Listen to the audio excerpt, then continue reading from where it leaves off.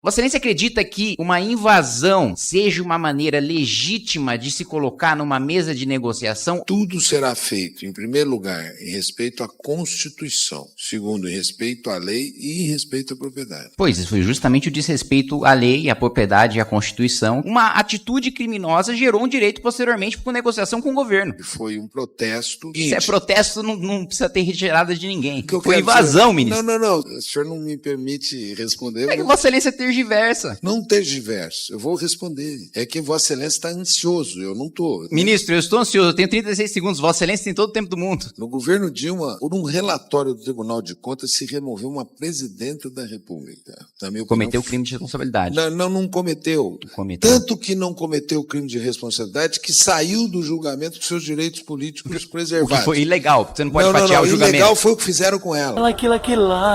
Ministro, Vossa Excelência falou em pacificar o campo e acho que esse é o grande objetivo dessa CPI, é por isso que ela foi instalada e é por isso que nós escutamos tantas testemunhas e tantas vítimas aqui de crimes perpetrados por movimentos sem terra. Em relação à pacificação do campo, eu gostaria de ouvir Vossa Excelência sobre tudo que nós já escutamos aqui nessa CPI, sobre a FNL em São Paulo, que invadiu fazendas produtivas para extorquir fazendeiros. A gente tem os comprovantes de depósito aqui nos autos dessa CPI, saindo das contas das vítimas para as contas dos líderes da FNL. Sobre o caso do MST no Distrito Federal, que destruiu o barraco com uma família dentro e ameaçou mulheres e crianças. Nós temos vídeo disso aqui também. Sobre a atuação do MST em Goiás, que sequestrou, amarrou e jogou na estrada a filha de uma mulher que ousou discordar das lideranças do movimento. Sobre o caso mais grave de todos, que é o do MST no sul da Bahia, cujos militantes chutaram o rosto de uma mulher que apresentou o vídeo e também o exame de corpo de delito para comprovar a agressão. Então, nenhuma das afirmações que eu faço aqui eu faço levianamente, tudo está comprovado. Aliás,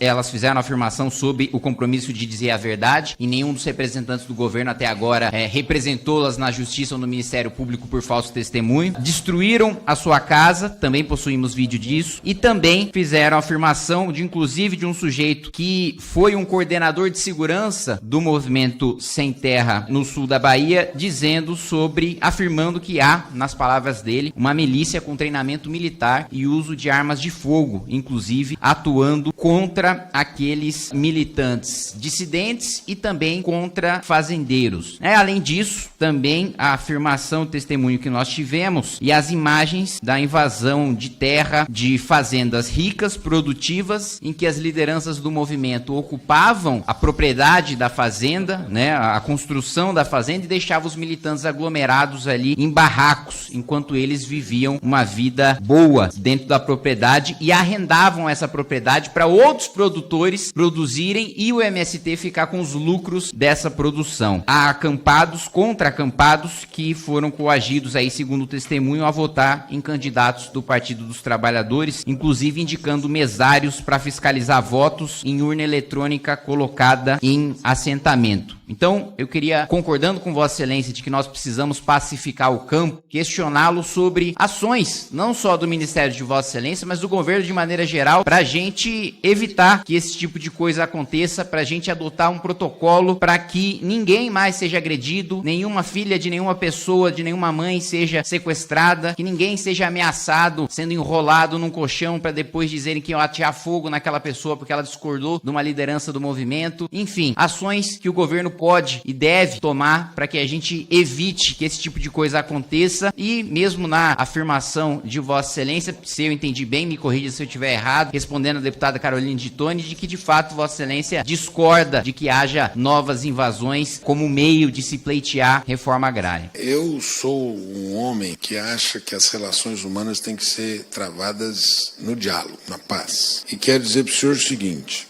nós constituímos uma ouvidoria agrária dentro do Ministério que recebe reclamações de todos os tipos. Desses eventos todos, eu quero também trazer para o senhor aqui os seguintes dados. Em 2019, foram mortos 32 agricultores no campo no Brasil. Em 2020, foram mortos 21 agricultores. Em 2021, 36 agricultores. Em 2022, 47 agricultores mortos no campo no Brasil. Nós nós estamos mapeando essas áreas de conflito. A Ouvidoria Agrária, doutora Cláudia Dadico, e a conciliadora, a doutora Maíra Quaraci Diniz, do INCRA, elas já foram em todas essas áreas de conflito, desenhando as soluções para as áreas de conflito no Brasil, para a sua diminuição. E a Ouvidoria Agrária, ela vai ouvir tudo e todos. Então, nunca se omitirá diante de qualquer violência que for praticada. Por essa razão é que eu trago para o senhor também esse tema. Para mim, das violações, a mais grave é a morte. E essas mortes aconteceram no campo no Brasil. Em função delas, por exemplo, nós pedimos a Força Nacional para o assentamento divino Pai Eterno, no Pará, que me parece que tem uma pessoa dedicada a esse tipo de atividade. Dialogamos com o Ministério Público para tomar providências, porque o Estado precisa se fazer presente em todo o território nacional. Nós mapeamos os conflitos, e eu quero aqui dizer, sul do Pará, nordeste do Acre, nordeste de Rondônia, sul do Maranhão, sul do Piauí, Tocantins, essa área irrigada do São Francisco, sul da Bahia, norte do Espírito Santo, e tem conflitos também em São Paulo, no Paraná e em Santa Catarina. Os movimentos, como eu disse, eles cumprem uma função fundamental no Brasil. A porta está aberta. Receberemos em audiência para solucionar as demandas. Então, é isso que eu tenho a responder ao senhor. Uma dessas 3 pessoas, né, que foram ouvidas aqui e que relataram esse caso de que se sentiam e que queriam a presença da Força Nacional à época dos fatos, né, salvo engano ainda sob o governador Rui Costa, mas uma das pessoas ainda está assentada nesse acampamento do sul da Bahia e tem, como Vossa Excelência colocou, que o governo acionou a Força Nacional, salvo engano, para o Pará. Uma das pessoas que depois aqui, sob a condição de testemunha, ainda está no assentamento no sul da Bahia e ainda está sofrendo esse tipo de ameaça e deseja, inclusive demonstrou o desejo de ter essa segurança e de ter a ação da Força Nacional, não só para protegê-lo, mas para proteger colegas também de assentamento. Aí eu pergunto, se há uma possibilidade de acionar a Força Nacional para essa situação do sul da Bahia que ocorre hoje. Qual a diferença da sul da Bahia e do sul do Pará? O sul do Pará tem um grupo, me parece, dedicado a matar pessoas. Um grupo armado, já matou muitas pessoas e que nós estamos providenciando uma ação de natureza judicial, penal, para que essas pessoas sejam presas. Que elas mataram muitas pessoas e estão ameaçando toda uma comunidade. Então a Força Nacional vai lá para dizer para eles, aqui tem ordem. Sul da Bahia, ali é um conflito de natureza fundiária, de um acordo que foi assinado, foi interrompido, nós estamos retomando, e quando esse conflito chegou ao nível de uma ocupação, nós pedimos para eles saírem. Eles saíram. Foi uma mediação feita governo federal e governo estadual. Eu sugiro que essas pessoas possam tramitar as suas demandas por dentro do nosso ministério, que elas não fizeram. Não é caso de Força Nacional. Por que não é caso de Força Nacional? Isso pode ter a natureza de um conflito interpessoal. Se a pessoa se sente ameaçada, ela pode ser protegida. Então eu sugiro que as pessoas tramitem isso aqui nos ministérios, para que nós possamos apurar e direcionar as medidas corretas. Ministro, me perdoe, mas não são casos de desentendimentos interpessoais. O que foi narrado aqui é a existência sistemática de lideranças que ameaçam, extorquem e, por vezes, inclusive, como nos foi relatado, torturam pessoas que estão sob o guarda-chuva do seu, que estão sob o guarda-chuva do seu movimento. Tortura. Não é um problema que eu tive com uma outra pessoa. O senhor falou uma coisa aí, o senhor disse que eles indicam. O TRE, ele nunca aceitou que fossem indicadas pessoas para vigilância da urna eletrônica no processo eleitoral. Ele designa as pessoas para participar do processo eleitoral. Eu acho absurda essa afirmação. Então, o que eu sugiro é que a CPI possa encaminhar esses fatos para isso, para apuração, providências e proteção, caso haja. Eu não tenho condição de fazer esse julgamento. Tanto a área de conciliação do INCRA quanto a ouvidoria agrária do Ministério estão abertos para receber essas pessoas para fazer seus relatos. Ministro, me parece que Vossa Excelência coloca uma falsa dicotomia. Vossa Excelência fala sobre a morte de pequenos agricultores. Na questão de ordem, no curso da minha fala, não é regimental, presidente. Me parece que a falsa dicotomia que Vossa Excelência tenta colocar é: ou você está ao lado daqueles poceiros, grileiros, jagunços, empresários que matam indígenas, quilombolas ou pequenos agricultores, ou você é um defensor dos movimentos sem terra que são virtuosos e que não cometem abusos, né? Por que eu digo isso? Porque quando Vossa Excelência se refere aos casos que eu repudio e que eu acredito que todos eles devam ser investigados e parar na cadeia, grileiro, poceiro, empresário que manda matar, todos esses criminosos, pra mim, têm que ir pra cadeia, assim como lideranças de supostos movimentos sociais que extorquem, que matam, que agridem pessoas, que expulsam pessoas de acampamento, que obrigam a votar em determinado candidato, que cometem crime da mesma maneira. Mas o que eu quero colocar é o seguinte: quando Vossa Excelência fala sobre um caso, aí é força nacional, aí é uma atuação dura que nós já estamos fazendo e nós já estamos em atuação. Quando a gente fala sobre crimes cometidos por lideranças do MST, aí Vossa Excelência fala sobre um rito burocrático. Aí Vossa Excelência coloca: não, porque nós precisamos ser cautelosos, nós vamos primeiro passar pela ouvidoria, depois nós vamos passar por o processo para analisar se de fato é algo interpessoal ou se não é. Então, eu só quero colocar o seguinte, que não há ninguém aqui, pelo menos de minha parte, nenhum compromisso com crime cometido por nenhuma das partes. O que eu quero é que o governo trate com isonomia crimes cometidos contra pessoas. Eu também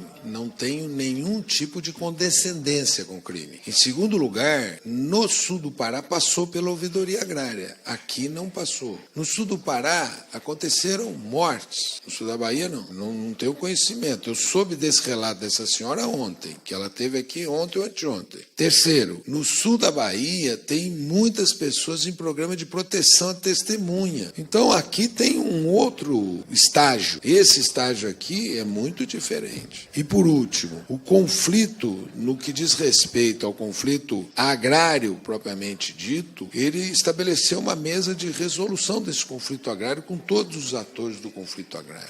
Então são diferentes e eu não posso tratar igualmente fatos diferentes. E por último o seguinte, nós só podemos tomar conhecimento do que nos é levado. Ministro, Vossa Excelência me perdoe, mas entre acreditar na palavra de Vossa Excelência, que é um amigo do ministro Rui Costa, e acreditar na palavra das vítimas que trouxeram aqui, os vídeos, o exame de corpo de delito e também o boletim de ocorrência e a representação ao Ministério Público da Bahia, que nada fez, nem a polícia, nem o Ministério Público, eu prefiro acreditar nas vítimas que trouxeram as provas das agressões e também todos os documentos, o boletim de ocorrência e a representação ao Ministério Público eu que fizeram. Eu prefiro nesses episódios o contraditório. Que fizeram. Se alguém acusa outrem, que outrem possa se defender em relação a esse alguém. Mas ele não quis vir na CPI, então não tem contraditório. Usou a máquina do governo para não vir para a CPI, não vai ter contraditório. Se ele tivesse confiança naquilo que ele acredita, o ministro Rui não tem poder aqui dentro diante de uma decisão interna corporis dessa casa. Uma decisão completamente Papai Noel existe da maioria do governo. Ministro, usou a máquina estatal para demover os partidos a tirar os deputados contra o governo aqui dessa comissão, fez um requerimento através do Newton Tato. Relator. Só um minuto. Fez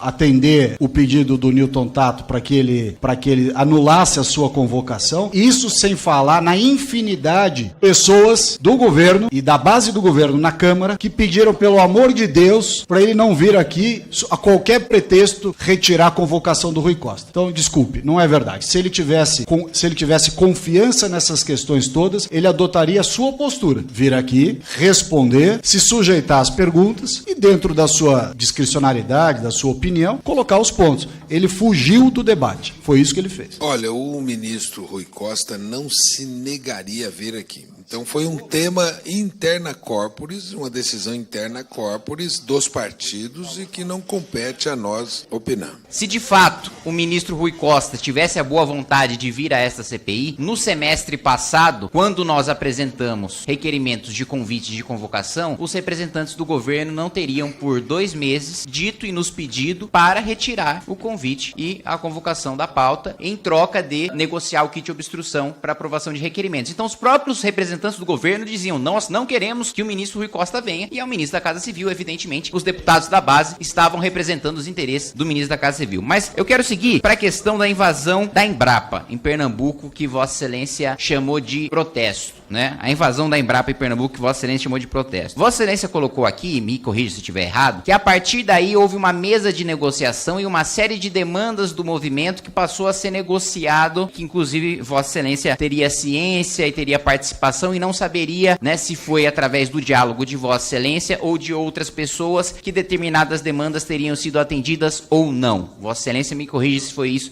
que Vossa Excelência disse ou não. Mas o meu ponto é o seguinte: Vossa Excelência acredita que uma invasão e destruição de produção de conhecimento seja uma maneira legítima de se colocar numa mesa de negociação? Ou seja, que eu cometer um crime contra uma propriedade privada ou uma propriedade pública me dá legitimidade para negociar um direito? Vossa Excelência acredita que essa é uma maneira legítima de se reivindicar pautas sociais? Ninguém aqui nega a importância ou a necessidade de se fazer reforma agrária. O que se questiona aqui são os métodos. Quando houve essa ocupação da Embrapa, imediatamente nós chamamos e dizemos: vocês têm que sair daí. Ponto 2, destinar à agricultura familiar. E 3, sair. Eles saíram imediatamente. Tudo será feito, em primeiro lugar, em respeito à Constituição. Segundo, em respeito à lei e em respeito à propriedade. Pois, foi justamente o desrespeito à lei, à propriedade e à Constituição que houve e que Vossa Excelência disse que a partir desse desrespeito, você teve inclusive atendimento de demandas do movimento que desrespeitaram as leis. Foi exatamente isso que Vossa Excelência acabou de descrever. Olha, eles invadiram, nós pedimos para eles não invadirem, eles fizeram algumas demandas, nós atendemos algumas demandas a partir da saída deles. Ou seja, uma atitude criminosa gerou um direito posteriormente com negociação com o governo. Que eu estou aqui entendendo que foi um protesto e, segundo, ele mesmo, nós dissemos o seguinte: a condição para que vocês sejam atendidos é a retirada de vocês, é condição, é pré-condição. Não, mas se é o seguinte, se é protesto, não precisa ter retirada de ninguém. Não, o que eu Foi quero invasão, dizer, ministro. Não, você tem protesto às vezes, em estradas, você tem protesto de todo tipo. Interditar a estrada é ilegal. O que nós queremos, e aí desde o começo do governo colocar, é o mecanismo do debate das suas demandas tem que ser um mecanismo de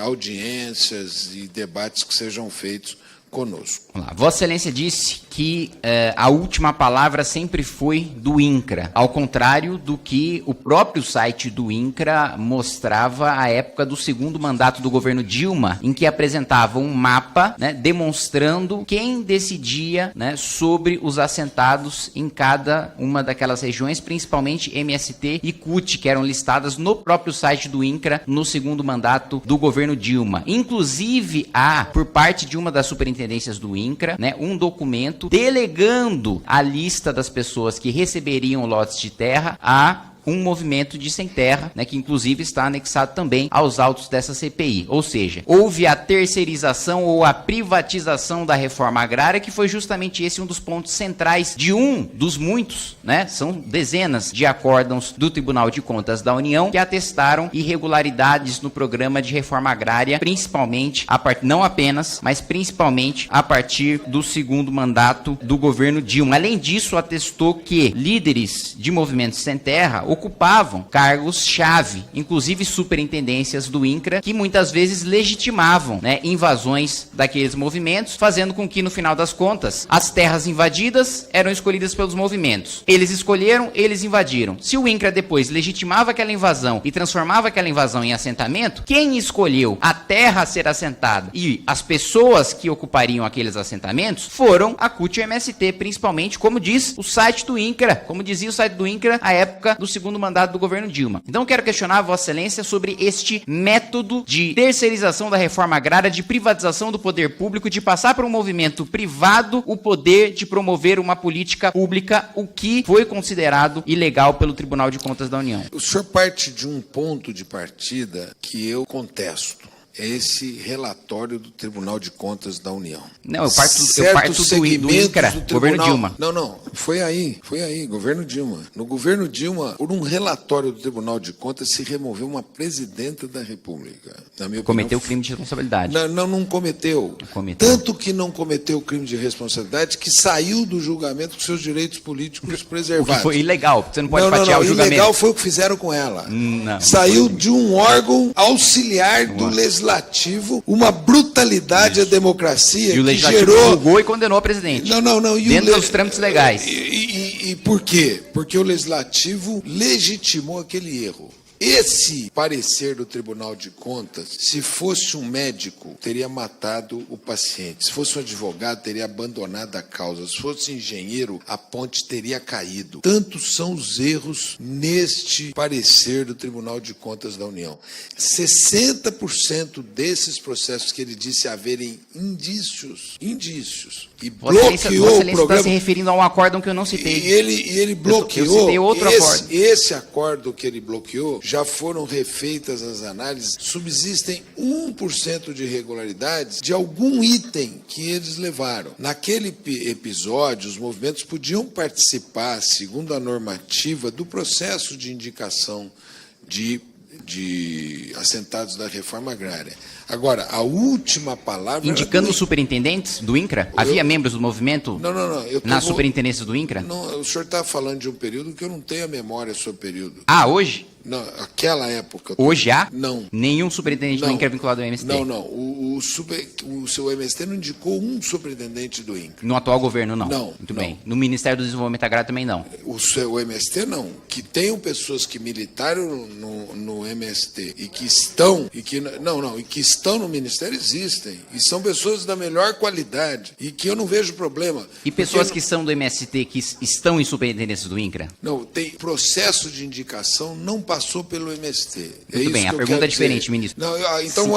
Se há membro... Deixa eu voltar.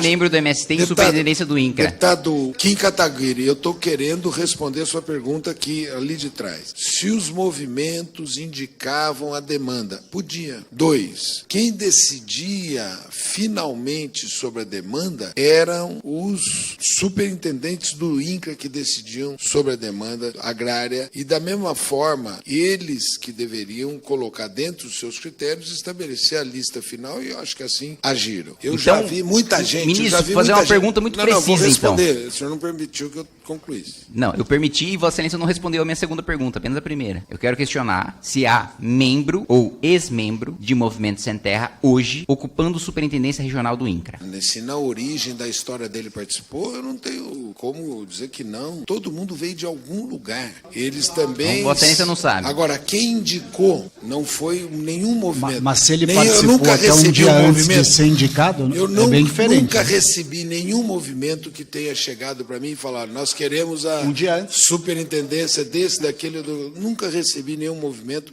Não foi aí o processo de indicação. Muito bem, meu último questionamento, ministro, é em relação à Advocacia Geral da União, né, um órgão chefiado por vocês, até pelo famoso Bessias, que afirmou que não foram observadas as condições legais para a liberação de recursos federais para o MST realizar a Quarta-feira Nacional da Reforma Agrária. Né? O INCRA enviou R$1.270.000 para o movimento realizar o evento, que contou com a presença de Vossa Excelência. O senhor está ciente dessas ilegalidades? Participou do procedimento que liberou os recursos? Como o senhor faz para liberar recursos ao movimento social se os próprios líderes afirmam que, por se tratar de um movimento, não tem personalidade jurídica, não tem prestação de contas e não tem balanço contábil? Em primeiro lugar, todas as feiras no Brasil o MDA tem participado. Eu tive na FENAVINHO, estava lá o governador Eduardo Leite. Nós demos um aporte para a FENAVINHO. Eu fui na FENARROZ. FENAVINHO tem CNPJ, FENARROZ também. Então, e o MST? O senhor não me permite responder? É que Vossa Excelência tergiversa. Não tergiverso, eu vou responder. É que Vossa Excelência está ansioso, eu não estou.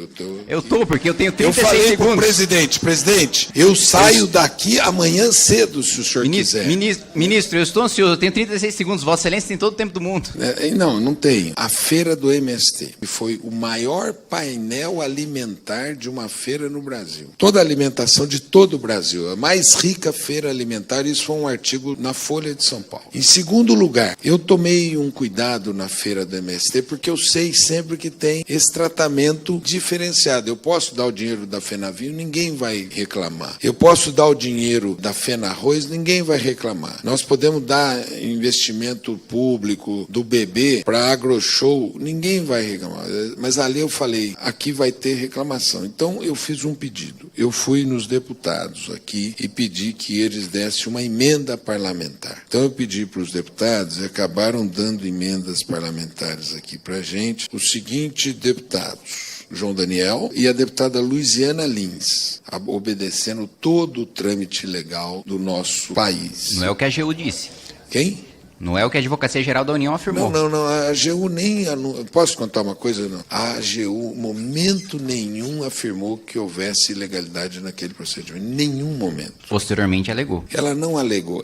O que existe é que ela diz o seguinte: se tivesse tido uma tentativa de fazer um aditamento depois da feira, esse aditamento não poderia ser feito, o que não foi feito. Meu último questionamento, como só tenho 30 segundos, senhor ministro, é em relação ao programa de gestão territorial. É um programa que buscava a transparência do procedimento, se é verdade que saiu do ar durante a gestão de Vossa Excelência. E, se sim, qual foi a razão? Tem um parecer do Tribunal de Contas da União que mostra uma série de fragilidades desse programa e eu pedi, então, para adotar todas as medidas de superação dessa fragilidade para que esse programa possa ser executado corretamente. Há uma auditoria em curso. Dessa auditoria em curso do Tribunal de Contas da União para cumprimento de condicionantes, quais novas condicionantes foram cumpridas desde que Vossa Excelência assumiu o Ministério? Eu não conheço essa auditoria. Porque eu tenho o seguinte, eu sou Cuidado com o CPF de Vossa Excelência, Não, você deveria conhecer posso essa falar auditoria. uma coisa? Não, eu tenho ali pessoas que cuidam bem do meu CPF.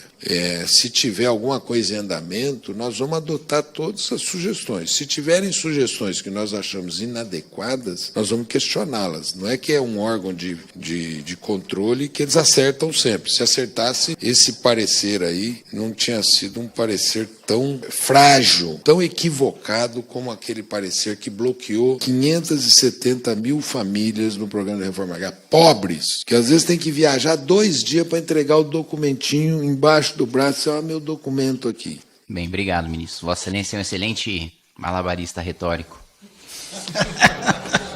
Gostou do vídeo? Então se inscreve aí embaixo se tu curte ver cortes do japonês. E se quiser umas figurinhas bem engraçadas do Kimoshito, considere virar membro por apenas R$ 3,99.